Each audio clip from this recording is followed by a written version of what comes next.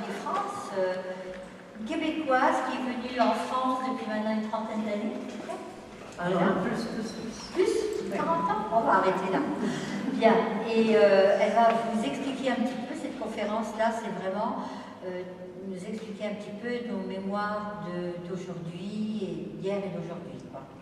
Voir un petit peu comment que ça fonctionne au niveau des énergies surtout. Hein, parce que c'est une énergéticienne qui soigne, elle soigne aussi, donc éventuellement, tout à l'heure, s'il y en a qui veulent, qui sont intéressés par des soins, il y a encore quelques places pour ceux qui veulent se faire soigner. Ça se passera chez moi, vous viendrez me voir éventuellement tout à l'heure. Voilà. Donc, je vous présente donc Marie-France Lévy, qui va prendre la parole. Elle va vous expliquer tout ce qu'elle va nous raconter ce soir. Bien, je remercie Marie. Je remercie Marie. Alors, Didier, on a pensé que c'était bien d'avoir une petite vidéo. Alors, Marie vit dans l'ancien temps, avec des ânes, des chèvres, à pied, etc. Il n'y a pas d'ordinateur chez elle. Alors, c'est hors circuit, quoi. Elle est dans une parole vivante. Ce qui est un peu ennuyeux quand on veut communiquer, parce que actuellement on communique facilement avec la vidéo. Alors ce soir on a demandé à Didier de filmer un peu la parole. Après c'est Stéphane qui a fait une vidéo pour Amoun. Amoun c'est le projet avec les Amérindiens, mais je vous en parlerai plus tard. Et une jolie vidéo qu'il a faite. Et donc ce soir il a délégué à Didier puisqu'il est absent. Et Didier me demandait, je dis ça avant de me présenter, si vous acceptez d'être filmé, enfin d'être filmé, d'avoir qu'on voit que je ne parle pas dans une salle vide, mais qu'il y a du monde. Est-ce que vous acceptez? Bon, c'est tout, ça ne sera juste une petite prise de vue. Je leur fais confiance parce que le montage qui a été fait pour les Amérindiens est vraiment très, très bon. Donc, je me présente. D'abord, Marie, je la connais depuis des années. J'étais venue à Metz suite à une conférence à Cap d'Agde où il y avait eu un congrès qui s'intitulait Les médecines de l'essence. On était plusieurs entre la médecine officielle, la non officielle, les chamans, les Dalai Lama, les lamas, etc. Ça avait été un congrès assez exceptionnel. Et il y avait 1500 personnes dans la salle.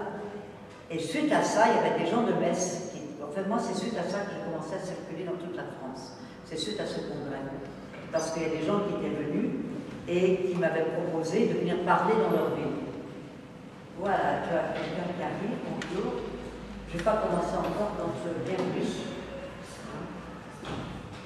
Je me présente pour l'instant, ça permet aux retardataires d'arriver. Alors effectivement, je suis née au Québec. Oui, mais elle n'a pas d'accent. Et c'est là où on va voir le thème de ce soir, les mémoires. J'ai un père qui est venu en Belgique en 1919 avec sa maman, qui a quitté le Québec avec ses 4 enfants, parce que mon grand-père était, soi-disant, un coureur de jupons, et elle voulait élever ses enfants en Europe. Donc elle est partie à l'aventure en bateau, elle est arrivée en Belgique, elle les a élevés, c'était une femme très très courageuse.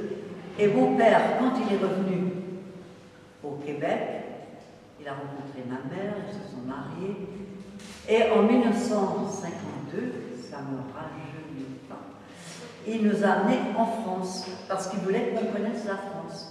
Parce que pour nous, Québécois, la France, c'est une terre, on l'appelle la mère patrie. Mais en fait, après, une fois qu'on y est, on retourne à la mère patrie qui est le Québec. On est entre les deux.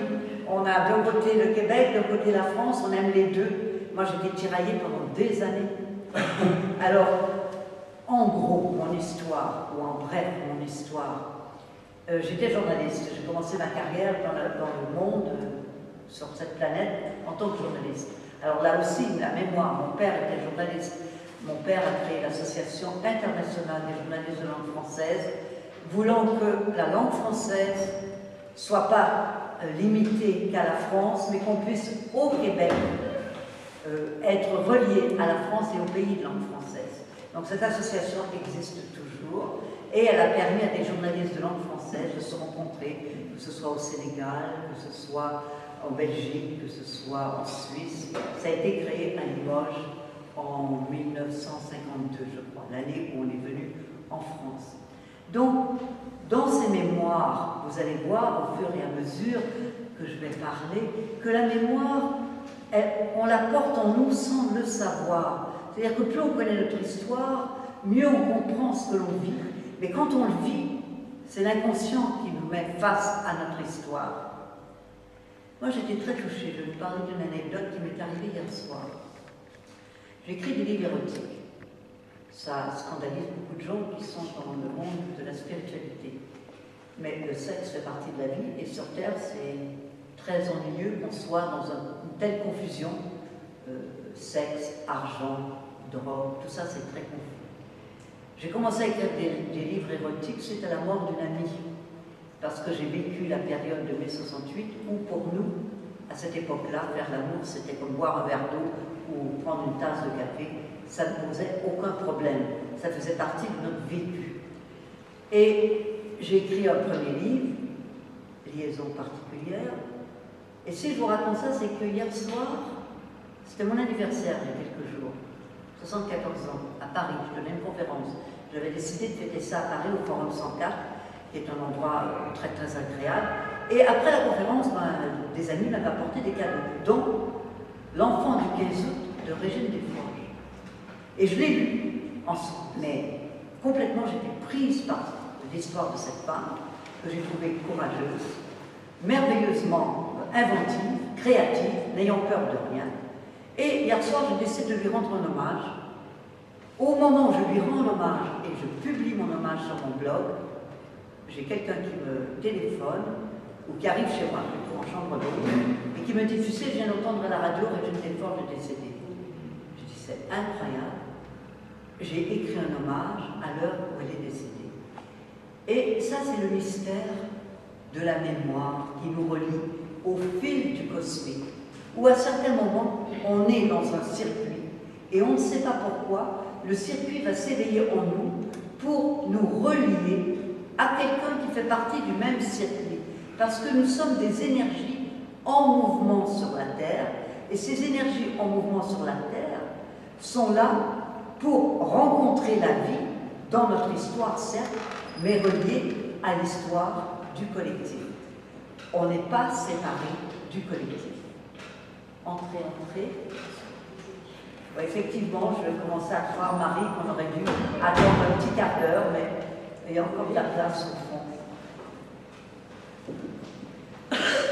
Voilà, donc, je suis émue de parler de la mémoire, et Marie m'a dit, mais est-ce que c'est possible aussi de parler du pardon?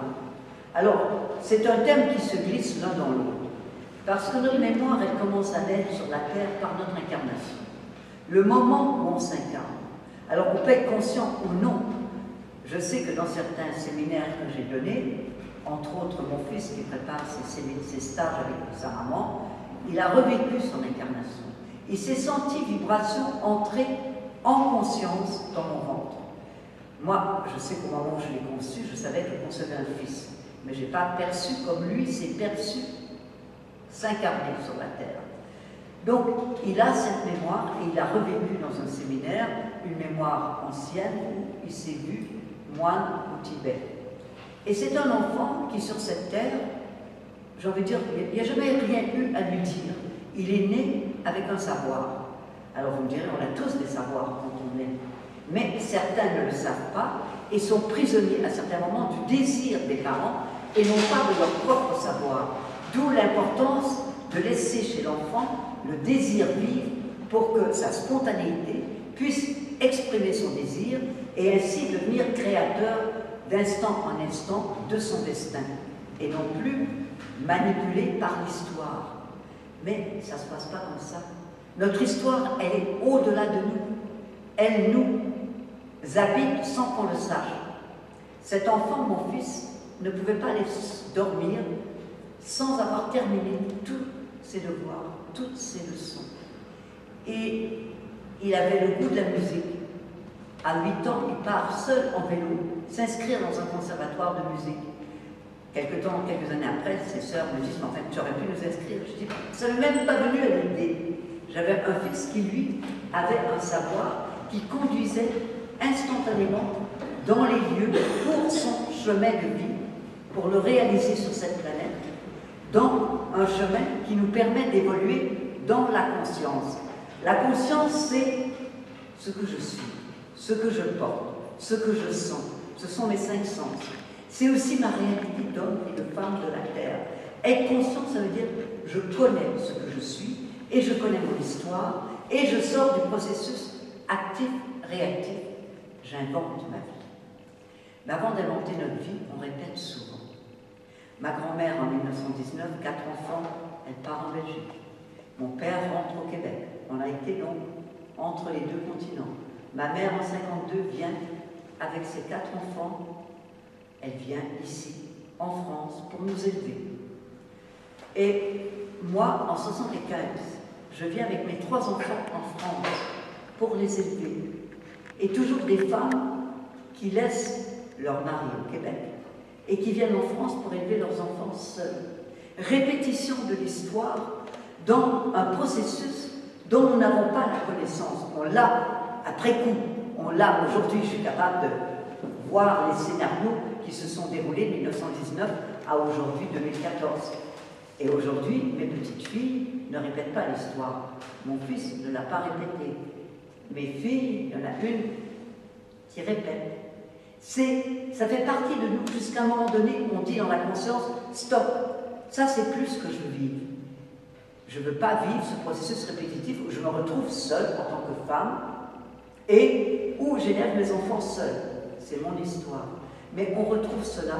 Je suis dans la thérapie maintenant depuis 1974 et j'en ai vu des gens. J'ai vu je ne sais pas combien de personnes, mais j'en ai vu beaucoup. Et ce qui est impressionnant, c'est que quand on rentre à l'intérieur de soi, ça se révèle.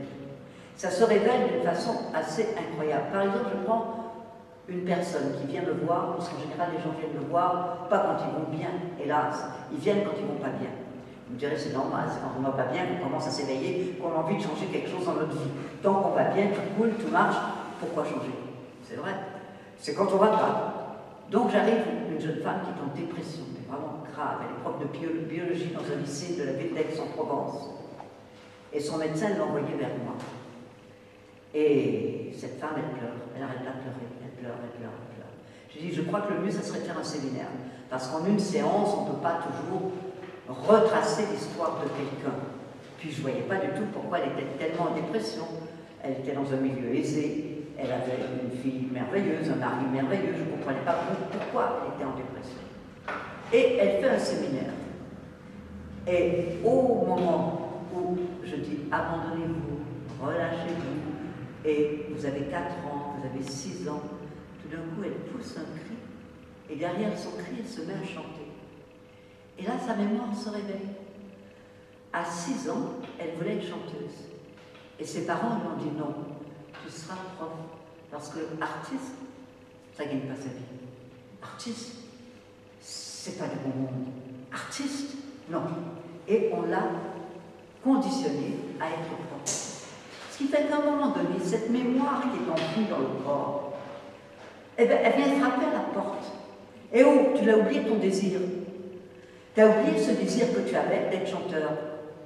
Et toi, tu ne sais pas pourquoi ça frappe à la porte. Ça frappe à la porte par un état, ça peut être une crise d'asthme, ça peut être une colonne vertébrale qui se bloque, ça peut être un accident de voiture.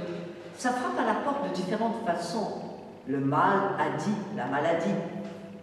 Le mal, il dit. Mais ce n'est pas le mal. C'est souvent derrière cela le désir qui est enfoui en moi, très profond de l'enfance, qui n'a pas pu se révéler et se mettre en mouvement. Quand elle a pris conscience, cette jeune femme, qu'elle retrouvait le chant, elle a suivi des cours. Et puis aujourd'hui, elle donne des concerts. Et aujourd'hui, elle est... Je demandais des nouvelles d'elle parce que Marie l'a connue. Elle me dit, elle va très bien. Moi, ça fait quelques années que je n'ai plus de nouvelles. Elle va très bien, je la sens bien. Donc, dès l'instant où on retrouve une trace d'un passé enfoui qui nous étouffe, et qu'on peut lever le couvercle, respirer, waouh, ça fait du bien. Et à partir de là, on peut vivre autrement son destin. Parce que qu'est-ce qui nous manipule dans ces mémoires? C'est vraiment les histoires du passé qui sont enfouis en nous et qu'on ne connaît pas et qu'on ne sait pas. Par exemple, ma mère est décédée il y a 2 ans et il y avait dans son entrepôt, là où étaient entreposées ses affaires, parce qu'elle était dans une maison pour personnes en fin de vie, et je trouve des livres d'un cousin.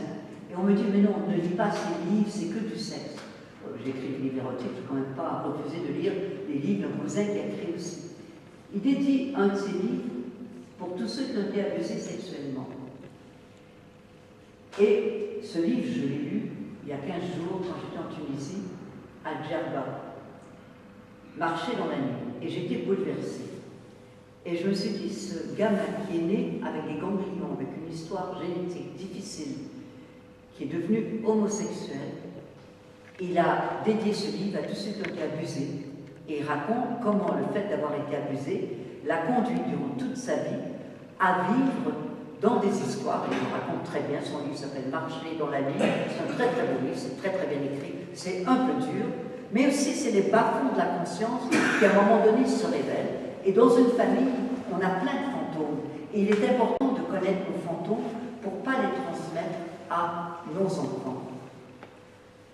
Dans le ménage des affaires de maman, je trouve un papier avec plein de noms d'artistes de Tunisie qu'elle voulait faire venir au Québec. Or, moi, c'est par le plus grand des hasards, apparemment, que je vais aujourd'hui en Tunisie faire des reportages. Et comment c'est venu que j'étais amenée à faire des reportages? J'étais très très fatiguée. Et vous savez, dans la vie, il faut faire confiance à la rencontre. C'est la rencontre qui nous révèle notre destin. Plus on va vers l'autre, plus l'autre peut venir vers nous, et plus dans la relation, la communication, il y a une parcelle de notre mémoire qui peut s'éveiller, se révéler et équilibrer l'énergie dont nous sommes porteurs. Donc j'étais très émue, j'ai dit à mon frère et ma sœur, avec qui on rangeait les papiers, ça c'est pour moi.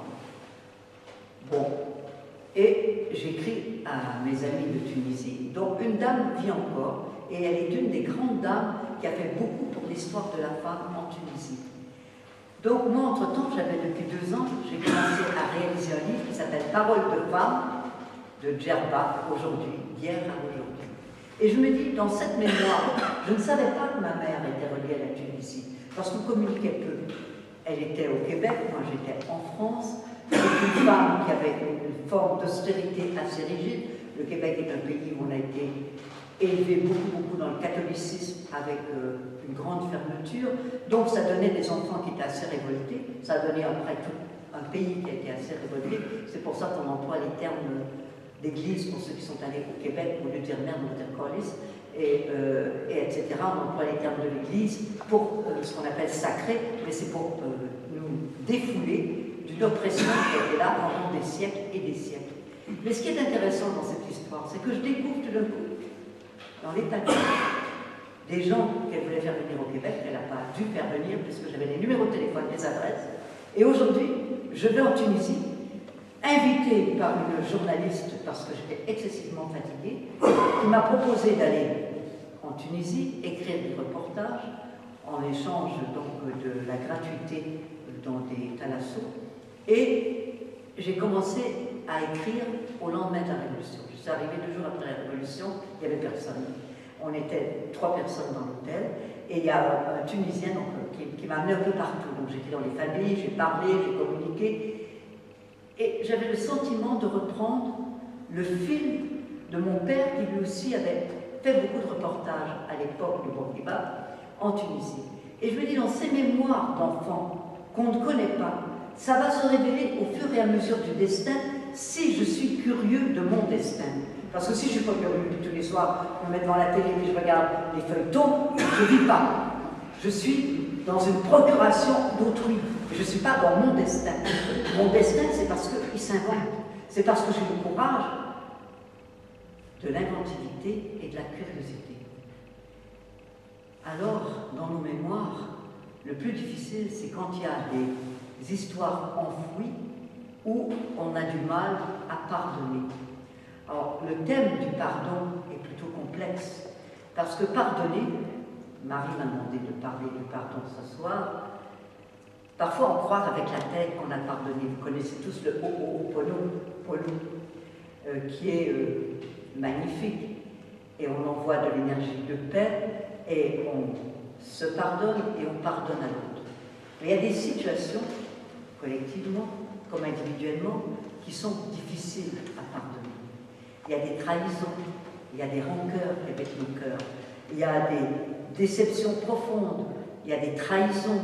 Je vis avec un homme, ou un homme vit avec une femme, il apprend qu'elle a une maîtresse, ou qu'il a un amant, tout s'écroule. Il n'y a plus de possibilité de vivre sa propre histoire, comme on l'avait entendu. L'idéalité que j'ai de l'autre, elle n'existe plus. Je suis dans une relation où je fais complètement confiance à mon époux, et tout d'un coup je découvre mais qu'il a eu une vie parallèle pendant des années et des années. Et ça s'effondre. Qu'est-ce qui s'est passé? Pourquoi ça se passe comme ça? Et qu'est-ce que je fais? Est-ce que je peux pardonner qu'il m'ait menti? Parce que la plus grande trahison, c'est le mensonge, et puis c'est la blessure que ça laisse à l'intérieur du corps. Et cette blessure, elle va se manifester pour beaucoup sur cette planète par des maladies dégénératives, que ce soit des maladies Parkinson, Alzheimer. Moi, j'ai maman, à fin de vie, était plutôt Alzheimer. Je me suis demandé pourquoi. Je me suis dit, mais oui, elle ne parle pas de ses émotions. Elle ne dit pas ses émotions. Et avec des amis dont les mamans ont eu la maladie d'Alzheimer, on s'est dit, mais elles ne parlaient pas parce qu'il y avait une rigidité et elles enfouissaient leurs émotions.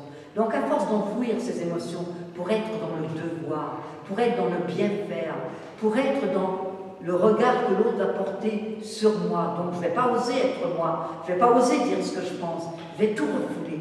Ben, à un moment donné, ce que je disais tout à l'heure, le corps, parce que j'ai trop refoulé, eh ben, il pousse. Et puis, ça se traduit par un mal à dire. On n'est pas sur Terre pour être malade, on n'est pas sur Terre pour souffrir, on est sur Terre pour vivre dans le bonheur de l'être, on est sur Terre pour vivre dans la joie, dans le plaisir de nous donner, de créer et de laisser notre imagination créer, de partager nos richesses, d'arrêter d'avoir peur, de lâcher la peur, d'oser vivre ce que nous sommes en stoppant la peur. Parce que, je vais vous donner l'autre jour un ami que je connais très bien, puisqu'on travaille ensemble depuis 40 ans. C'est un grand râleur, mais très chaleureux, très sympathique, beaucoup d'intuition, mais il aime bien râler. Il râle. Il reçoit, je crois, un compte de ses impôts, le TVA quelconque et tout ça. Il se met à râler. Et puis il dit, bon, je vais aller faire un tour en vélo dans la ville. Et puis il continue, il pédale, puis il râle. À un moment donné, il me raconte, il passe devant un endroit où on construisait, il y avait une toile qui tombe sur lui, qui l'enveloppe, avec lui sur le vélo. Et là, il s'est senti, rue Mont-Royal à Montréal, c'est comme la rue de Rivoli à Paris, il s'est senti avec une voiture qui approchait. Et j'ai cru que c'était ma fin de vie. Et bien j'ai dit, écoute, peut-être que maintenant, tu peux stopper le râlement. Ah, il dit, tu crois que c'est pour ça? Je dis, je pense que quand même, à force de râler, on provoque des énergies. Parce que la pensée, qu'est-ce qu'elle est? La pensée, elle est créatrice. Donc si je suis en train de créer du négatif, je vais en recevoir d'une façon ou d'une autre. On est manipulé par notre histoire. Le père qui a peur que sa fille prenne un Solex, c'est arrivé quand on était à la Modèle, et que la petite, finalement, elle a réussi à avoir un Solex et qui prédit à l'avance qu'elle aura un accident le premier jour où elle va s'en servir. Mais qu'est-ce qui se passe, la gamine? C'est tellement enregistré qu'elle a l'accident. C'est pas très grave. Hein. Elle était avec ma fille, elles sont revenues à la maison, elles étaient rentrées l'une dans l'autre, enfin le vélo Solex ne leur a pas un petit problème. Je dis, t'as vraiment fait plaisir à ton papa. Parce qu'on inscrit, et nous-mêmes, nos parents ont inscrit en nous des scénarios que l'on joue. Mais on ne sait pas que c'est inscrit en nous. C'est quand on les joue, à force de répéter. Ah, je vais prendre mon histoire. Moi, j'adore les hommes, mais je les aime vraiment beaucoup. Mais plus ils sont malheureux, plus je les aime. Ils peuvent sortir de prison, d'hôpital. Je vais les prendre dans mon lit. Ça, c'était autrefois quand même. Et puis après, j'essayais de leur donner vie. Donc, ça va être la peinture, parce que c'est dans le monde de l'art, l'exposition d'art. L'autre, c'est les bijoux. J'ai tout fait avec les hommes. Je devenais le porte-parole de leur créativité. Donc, à un moment donné, je me suis dit, stop, ça suffit. Et je vais travailler un petit peu sur moi, je vais essayer de comprendre ce scénario. D'où il vient? Mais il venait d'une mémoire enfouie. J'ai demandé à ma mère, j'ai posé des questions. Quand elle était enceinte de moi, elle a perdu 2 frères. Un qui s'est noyé sous ses yeux et l'autre qui avait la tuberculose. Elle me portait avec cette souffrance, cette blessure où elle n'avait pas pu sauver ses frères. Et moi, enfant dans le ventre, qu'est-ce qui se passe dans le ventre de nos mamans? Qu'est-ce qui se passe quand on porte nos enfants? Ils reçoivent, ils ressentent.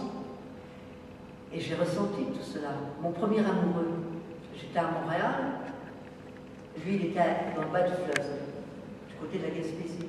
Je devais le rejoindre. Mais comme je passais mon bac, mes parents n'ont pas voulu que j'y aille.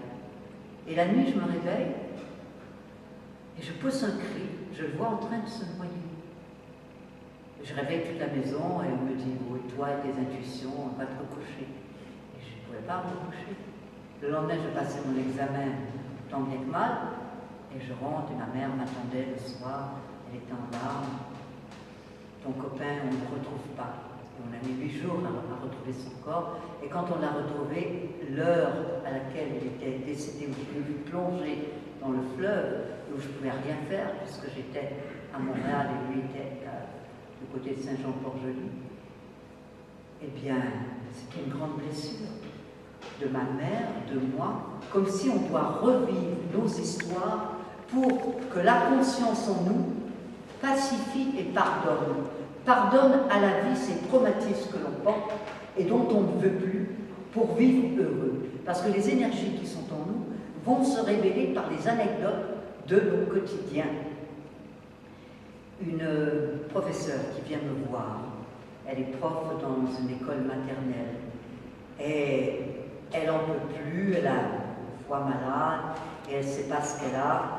Et au bout d'un moment, elle pousse un cri de colère et de haine à sa mère et elle s'en veut. Je dis non, non, ta mère tu l'aimes, mais il y a des attitudes de ta mère que tu n'aimes pas. Il ne faut pas tout confondre.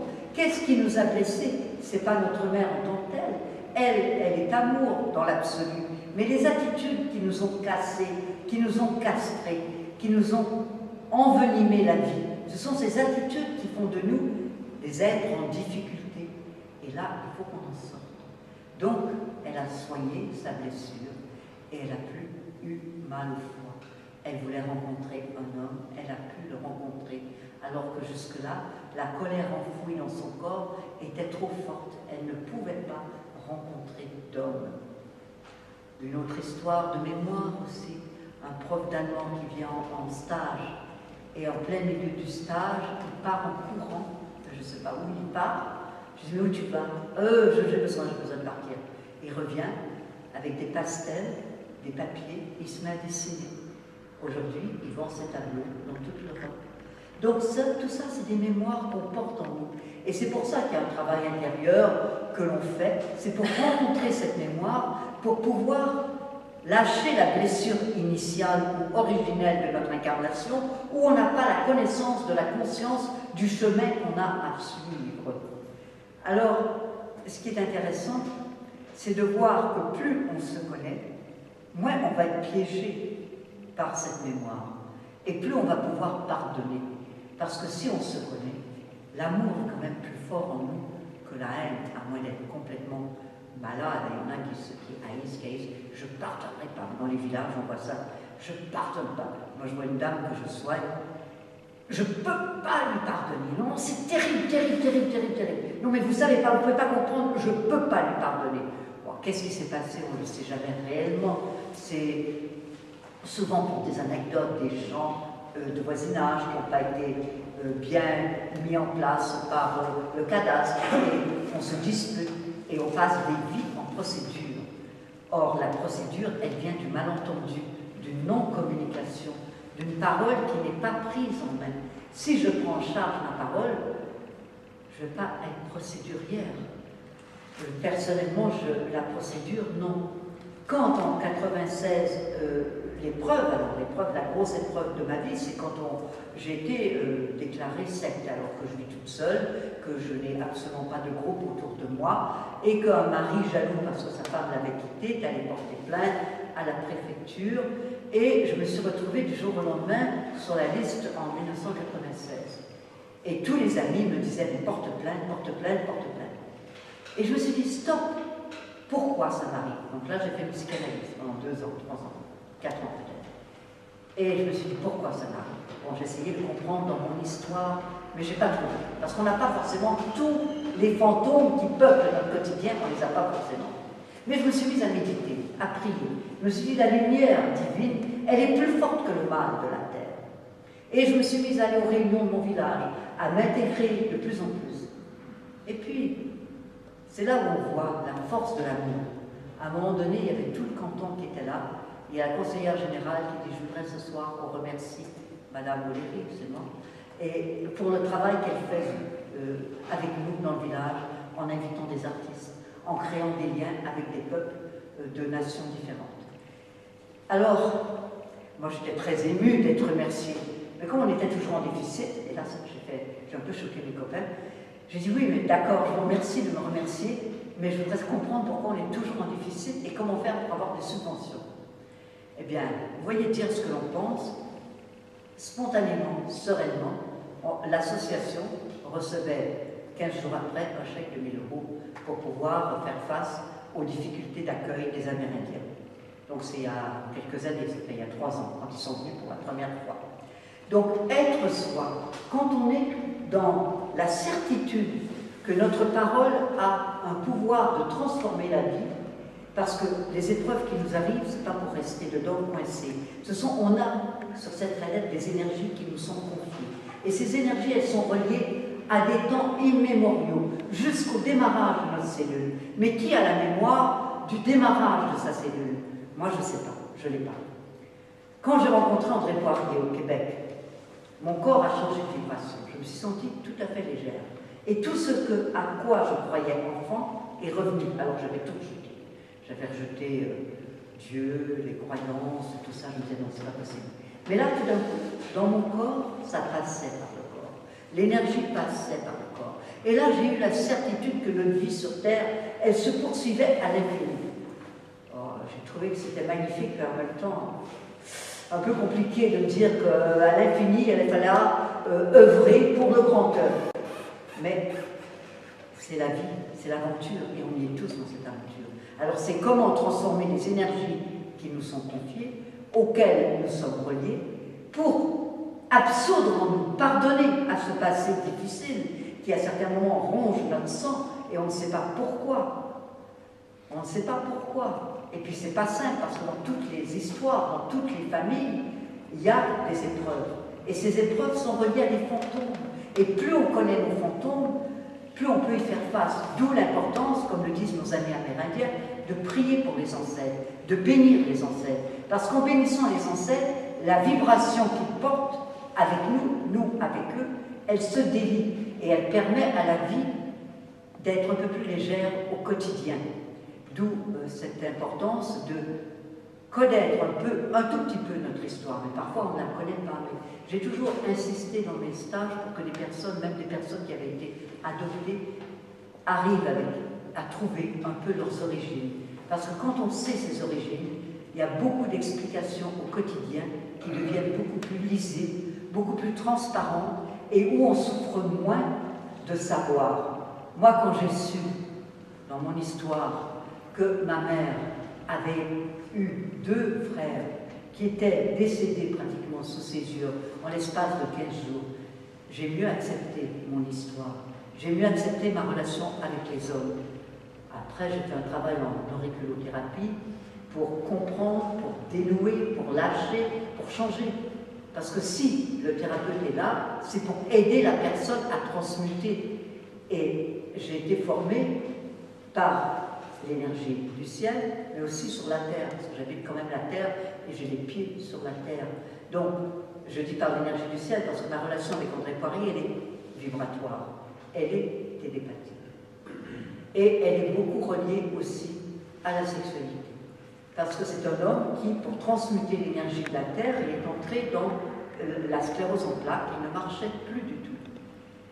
Je vous raconte cette anecdote parce que mon dernier livre est sorti il y a une semaine, Les Caravaniers du Temps. Bon, c'est un livre, il faut être ouvert. Il m'a dit on est 2000 ans en avance. Donc 2000 ans en avance, c'est quand même par rapport à l'humanité actuelle où le sexe est galvaudé, on fait l'amour, mais enfin on ne sait pas trop très bien pourquoi, comment, est-ce qu'on a du plaisir, est-ce qu'on se relie au cosmique, point d'interrogation, tout ça fait partie de la mémoire de l'humanité. Et là, cet homme était malade, je suis partie en Grèce, tous les jours je marchais, je priais, je demandais au ciel sa guérison. Rien du tout. Parce que le ciel, il ne répond pas toujours. Il faut vraiment lui dire, oui, c'est ça que je veux. Ah, ils sont parfois difficiles dans les réponses. Moi, je le vois au niveau des patients. Il y a des fois, ils ont des grâces, des fois, il n'y en a pas. Ils ont aussi leur travail à faire. On ne peut pas tout mâcher le travail de chacun. Il faut que chacun fasse son travail. La conscience, elle est individuelle et à la fois collective. Le dernier soir à Athènes, j'étais dans le restaurant. Puis, bon, j'aime bien boire, j'aime bien manger, je suis une bonne vivante. Je prends un verre de vin. Puis tout d'un coup, je vois André dans son corps spirituel, devant moi, comme je vous vois. Ah, c'est bouleversé, je casse mon verre. Et là, je sens de la joie dans mon corps, ma plus pouvoir rester debout.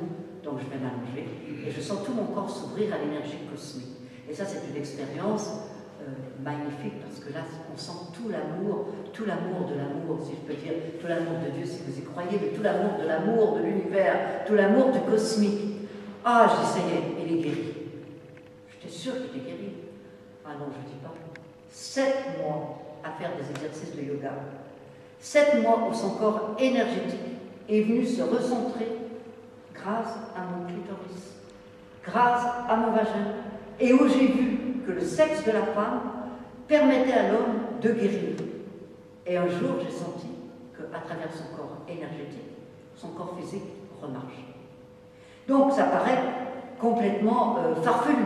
Et pourtant, c'est la réalité d'une vérité que j'ai vécue, que je raconte dans Les Caravaniers du Temps, j'en ai amené que 2 ce soir, mais vous pouvez le trouver, ce livre, il se vend à la FNAC et chez Amazon. Mais tout ça, c'est pour dire qu'on est tous amenés à vivre des expériences hors circuit si on est capable de lâcher prise à nos préjugés. Parce que qu'est-ce qui coince sur cette terre? C'est le préjugé qui fait que celui qui est différent, on a du mal à l'accepter, on a du mal à le rencontrer, on a du mal à communiquer avec lui. Et on le voit partout. La peur de la différence est immense. Il n'y a pas besoin que je vous fasse des grands discours là-dessus. On le voit. Comment peut-on lâcher la différence? Cette peur de la différence, comment peut-on la lâcher? Par l'amour, mais aussi par la connaissance, aussi par l'éducation, aussi par l'apprentissage, et l'apprentissage du corps. Si on apprend aux enfants, moi quand je prends des enfants contre moi, des tout petits nouveau-nés, et que je les magnétise, ils sont tellement réceptifs. J'ai l'impression d'entrer dans le ciel, et eux, sans doute, entrent sur la terre. Puis, simplement en les prenant contre moi, une séance, parfois 2 séances, ils vont mieux. Donc, cette énergie d'amour, elle est là. Il suffit de s'y ouvrir pour la laisser pénétrer en soi et guérir de notre difficulté à exister. Parce que ce que nous dit actuellement la Terre, c'est on a envie de bonheur. On a envie de bonheur, mais c'est tellement compliqué, parce qu'il y a la crise, parce qu'il n'y a pas de travail. Moi, je disais l'autre jour, dans une prière il y a quelque temps, je me dis, mon Dieu, il n'y a pas de crise. C'est en nous quelle est la crise. Il n'y a pas de crise au niveau de l'éternel.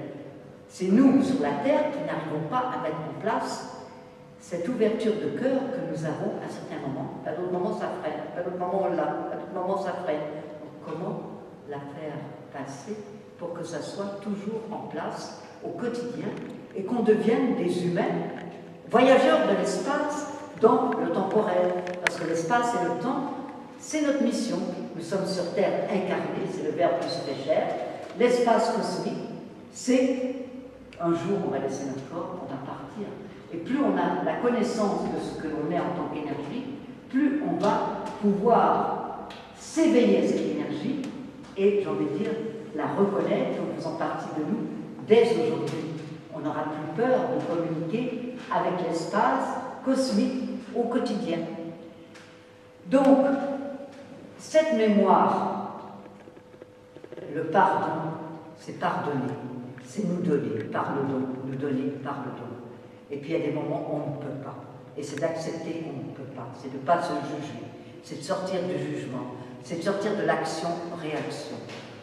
Je disais à une femme l'autre jour qui est venue en stage, et pendant qu'elle était en stage, elle devait faire le stage avec son mari, mais son mari était religieuse. Moi, à un moment donné, dans le stage, j'ai dit, il n'est pas venu faire le stage parce qu'il est en manque, il n'est pas là, et il boit. Elle me dit, non, non, c'est... Je suis, je le sens. Elle est rentrée chez elle, effectivement. Comme on dit au Québec, c'était bien pacté. C'était bien pacté, c'est-à-dire c'était bien rempli. C'est bien. Et là, elle était affolée, affolée.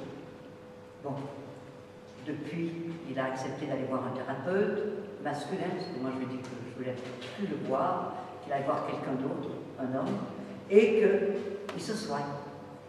Mais c'est pas évident, parce qu'on est pris, il venait d'être licencié, il n'a pas accepté son licenciement, c'est très très dur.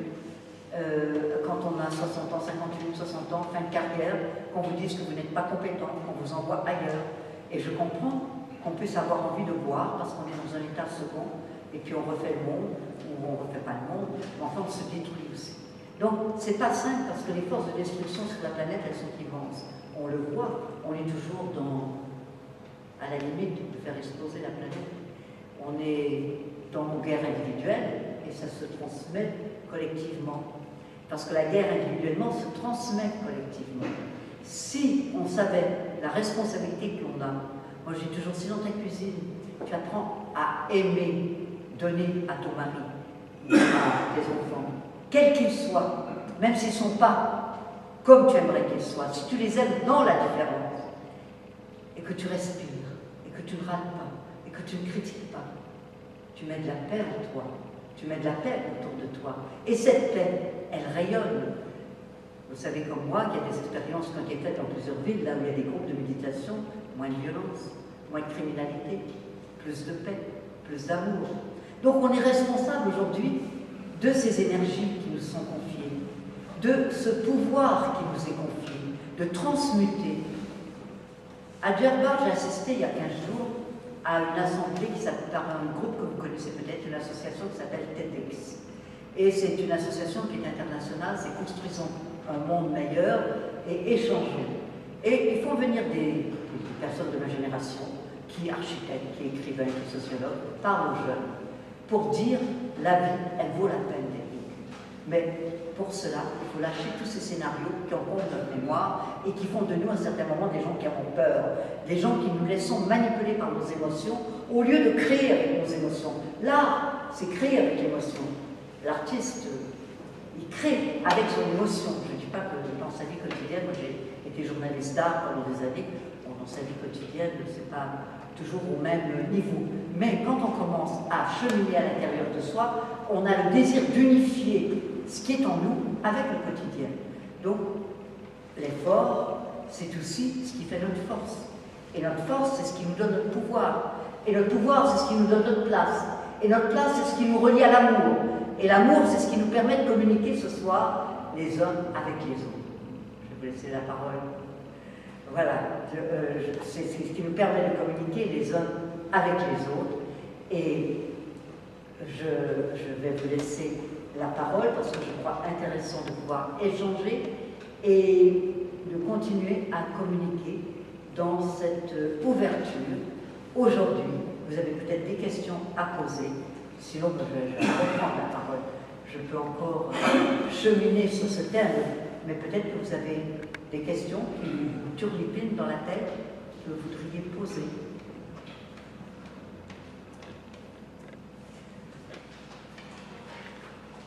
Alors, qui commence? Avec Marie, on avait déjà parlé des énergies qu'on peut avoir. On a des énergies positives et négatives. Et le négatif, comme tu l'as dit, Marie-France, ça se communique, hein, comme le positif. Et c'est ce qui peut provoquer une guerre à l'autre bout du monde. Oui. Hein, c'est ce que tu essaies de dire. C'est ce que j'essaie de voilà. dire. D'accord. Et effectivement, si on envoie, moi je vois par exemple tous les, pratiquement tous les matins, j'envoie de l'énergie de vie à mon village. Mais si, par hasard, je me suis couché tard, j'ai fait la fête, puis que je me lève un peu endormi, titubant, pas vraiment, mais enfin un petit peu quand même, et puis que je descends au village, là je vais avoir toutes les peines et misères de tout un chacun. C'est mon cancer, c'est ma prostate, c'est ma colonne, c'est ma mère qui est à l'hôpital, elle a eu, moi j'étais l'autre jour dans une maison de retraite faire du magnétisme à des gens qui ont des maladies de la peau. C'est vraiment, ça me bouleverse parce que je me dis non, on n'a pas à vivre comme cela, on a à se prendre en main. Le Créateur, il est là pour sanctifier en nous la vie. Mais si on se laisse piéger par trop de douleur, par trop de souffrance, d'une pensée négative, et des fois on ne peut pas faire autrement. Moi je vois des femmes qui ont eu confiance dans leurs hommes ou dans leurs enfants. Je pense à des mères où les enfants ne parlent plus à leur mère, à leur père. C'est douloureux, c'est difficile. Alors comment relier la vie dans ces instants?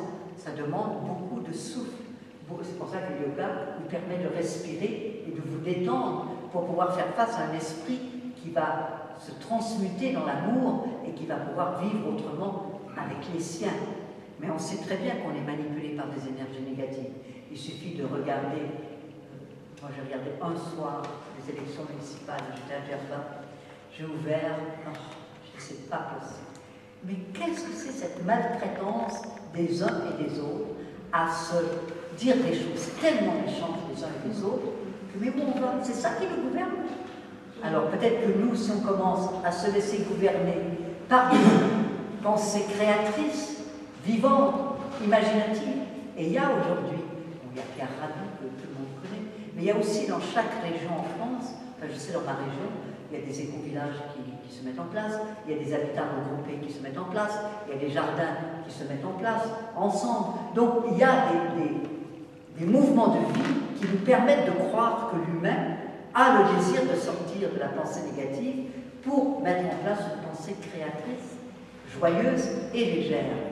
Et c'est un peu dans ce sens-là que cet été, on continue, je reçois un groupe d'Amérindiens dans un projet qui s'appelle Amun. Amun, c'est un terme Innu. Les Inuits, ce sont les gens qui vivent dans le nord du Québec, principalement au lac Saint-Jean, à Mastoya, qui s'appelait autrefois Pointe-Bleue, et qui viennent donc parler de leur tradition, qui est le respect de la terre. Donc on accueille Robert Stephen-Krauss, qui est assez connu comme étant un des hommes de sagesse chez les Micmacs. Sa femme, alors c'est le couple un peu modèle, ils ont eu 5 enfants, elle est medicine woman, enfin femme médecine, et elle s'occupe des plantes, donc il y a un atelier avec les plantes du Canada et des plantes du Morvan, parce que l'objectif c'est d'échanger entre les Amérindiens et le pays morvandiaux, puisqu'on fait partie du Morvan. Donc il y a les concerts, il y a les gens du Morvan qui vont venir en concert, et il y a Natacha qui donc elle chante, Katia qui chante, Nicole est conteuse, Joanne est les plantes, Robert est conteur, et aussi c'est lui qui anime la Sweat Lodge. La Sweat Lodge, c'est la hutte de sudation mise en place donc, par les Amérindiens pour retrouver justement certaines mémoires. Hein. C'est dans les pierres chaudes, et chacun, c'est lui qui guide, et les gens font la hutte de sudation avec lui. Mais vous pourrez prendre des dépliants et vous regardez sur le site, vous avez une très jolie vidéo réalisée par ton ami Stéphane. Stéphane ou Stéphane, je ne sais pas comment on dit. Stéphane, qui est très jolie. Donc ça a lieu du 14 au 17 août cette année. Donc vous êtes tous les bienvenus.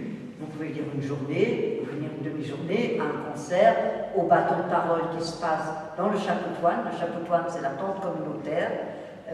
Donc tous les matins, il y a un bâton de parole avec la parole donnée par Robert. Il y a des ateliers de contes et il y a une vie sur le terrain. On mange dehors, un repas amérindien, un repas morvandiaux, et c'est quelqu'un de local qui va nous faire la cuisine, parce qu'il y a 3 ans, on l'avait fait nous-mêmes, mais là, on peut faire 80 à 100 repas. On s'est dit que cette année, on ne le faisait plus, parce qu'on ne peut pas profiter vraiment d'être avec les gens. Donc il faut savoir nos limites aussi dans la connaissance d'une expérience qu'on revit.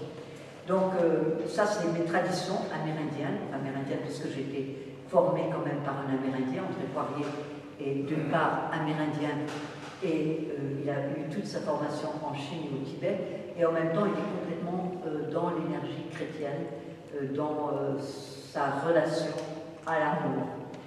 Il est un peu l'unité de toutes les traditions. Quand je travaille dans des rituels où je suis guidée énergétiquement, je peux aussi bien rentrer dans une danse qui me semble être soufie qu'une danse amérindienne avec les pieds, ou parce que le corps est celui qui capte les énergies.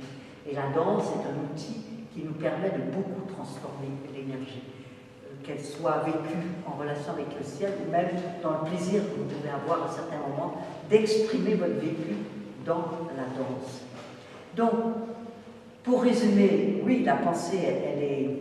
L'autre jour, à Djerba, justement, dans cette assemblée, il y a une dame qui est venue de l'UNESCO, qui est tunisienne, et elle nous a dit actuellement, on prend soin du patrimoine immatériel de l'humanité. Et c'est très important.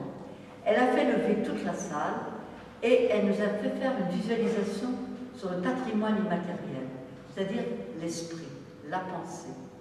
Et nous a fait envoyer des ondes positives au pays et à l'extérieur du pays. Et j'ai trouvé ça assez incroyable qu'on puisse comme ça faire lever toute une salle de gens qui ne sont pas forcément dans un travail intérieur, mais qui cherchent à vivre autrement. Et c'est ça qu'il y a sur cette terre actuellement. On est plusieurs à vouloir vivre autrement, mais ça se passe dans la conscience individuelle de chacun. Parce que tant que dans notre conscience, ce n'est pas nettoyé, on est porteur des ondées marécageuses du passé. Et ces ondées marécageuses du passé, elles viennent monter à certains moments. Et quand elles montent trop, elles peuvent provoquer un incident de parcours qui est parfois relié à une vieille histoire de famille dont on n'a pas forcément la connaissance, mais on la vit. Et plus on connaît, plus on peut délier en nous cette vieille histoire et remettre l'ancêtre à sa place et nous vivre au présent sans être porteur de la vie de l'ancêtre. Et c'est important, cette tradition qui fait que d'hier à aujourd'hui, nous sommes des vivants en quête d'idéalité, où l'idéal, c'est de réaliser son désir en accord avec l'énergie qui est en moi et qui donne vie à l'amour que j'ai de la vie. Parce que plus j'ai de l'amour de la vie, plus la vie va me répondre présent. Et ça, c'est depuis toujours. Et qui que ce soit que vous rencontriez, il y a toujours une belle histoire d'amour. Même si la vie nous paraît totalement banale, il y a toujours une histoire d'amour en chaque être de cette planète. Merci.